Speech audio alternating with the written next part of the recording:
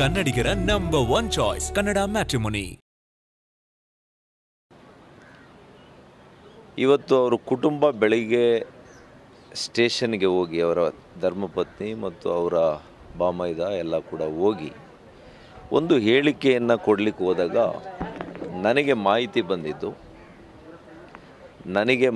ಬಂದಿದ್ದು ಅಲ್ಲಿನ ಸ್ಥಳೀಯ PSI ಮಿಸ್ಟರ್ ಶರಣಪ್ಪ ಈ ರೀತಿಯಲ್ಲಿ ಕೊಟ್ಟರೆ ತಗೊಳ್ಳೋದಿಲ್ಲ, ಸುಧಾಕರ್ ಅವ್ರ ಹೆಸರು ಉಲ್ಲೇಖ ಮಾಡಬೇಕು, ಹೇಗೆ ಡೆತ್ ನೋಟಲ್ಲಿದೆ ಅದೇ ರೀತಿ ನೀವು ಮಾಡಬೇಕು ಅಂಥೇಳಿ ಅಲ್ಲಿದ್ದಂಥವ್ರನ್ನೆಲ್ಲ ಕೂಡ ಕಳಿಸಿ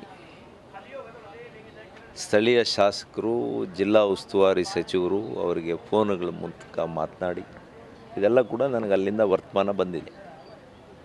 ಇದನ್ನು ಒಂದು ಆತ್ಮಹತ್ಯೆಯನ್ನು ರಾಜಕೀಯಕ್ಕೋಸ್ಕರ ದುರ್ಬಳಕೆ ಮಾಡಿಕೊಂಡು ನನಗೆ ಕೆಟ್ಟ ಹೆಸರು. ಕನ್ನಡ ಮ್ಯಾಟ್ರಿಮೋನಿಯಲ್ಲಿ ಹೇರಾಳವಾದ ಚಾಯ್ಸ್ ಇದೆ. ಲಕ್ಷಾಂತರ ಜನರಿಗೆ ನಮ್ಮ ಕನ್ನಡ ಮ್ಯಾಟ್ರಿಮೋನಿ ಮೂಲಕ ಮದುವೆ ಆಗಿದೆ. ಇದಕ್ಕಿಂತ ಬೇರೇನ್ ಬೇಕು? ಕನ್ನಡಿಗರ ನಂಬರ್ 1 ಚಾಯ್ಸ್ ಕನ್ನಡ ಮ್ಯಾಟ್ರಿಮೋನಿ ತರುವಂಥ ಪ್ರಯತ್ನವನ್ನು ಮಾಡ್ತಾ ಇದ್ದಾರೆ. ನಾನು ಇಷ್ಟನ್ನೇ ಸ್ಪಷ್ಟಪಡಿಸ್ತೇನೆ, ಅವ್ರು ಏನು ರಾಜಕಾರಣ ಬೇಕಿದ್ರೂ ಮಾಡಲಿ.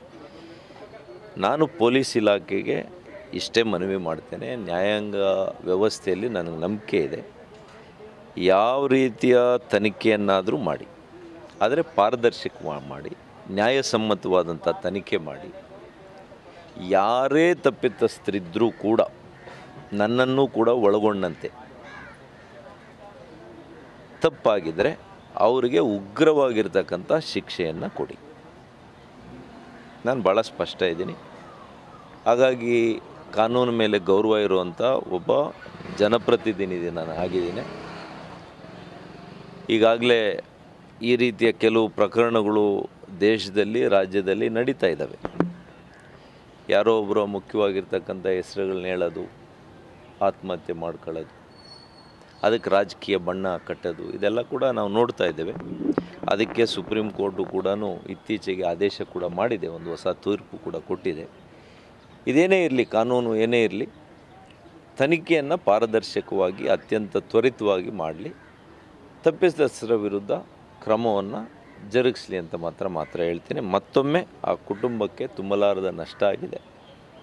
ಯಾರು ಬ್ರೆಡ್ ಅರ್ನರ್ ಇದ್ದಾರೆ, ಆ ಜೀವನ ಮಾಡಲಿಕ್ಕೆ, ಜೀವನೋಪಾಯ ಮಾಡಲಿಕ್ಕೆ ಯಾರು ಅಲ್ಲಿ ಕೆಲಸ ಮಾಡಿದಂಥ ವ್ಯಕ್ತಿ ಅಂಥವ್ರು ದುರ್ಮರಣ ಆಗಿರುವಂಥದ್ದು, ಆ ಕುಟುಂಬಕ್ಕೆ ಅನ್ಯಾಯ ಆಗಿದೆ. ಅವರನ್ನು ತಪ್ಪು ದಾರಿಗೆ ಎಳೆದು ರಾಜಕೀಯಕ್ಕೆ ಅವರನ್ನು ಉಪಯೋಗ ಮಾಡ್ಕೊಳ್ಳೋದು ಬೇಡ ಅಂತ. ಕನ್ನಡಿಗರ ನಂಬರ್ 1 ಚಾಯ್ಸ್ ಕನ್ನಡ ಮ್ಯಾಟ್ರಿಮೋನಿ.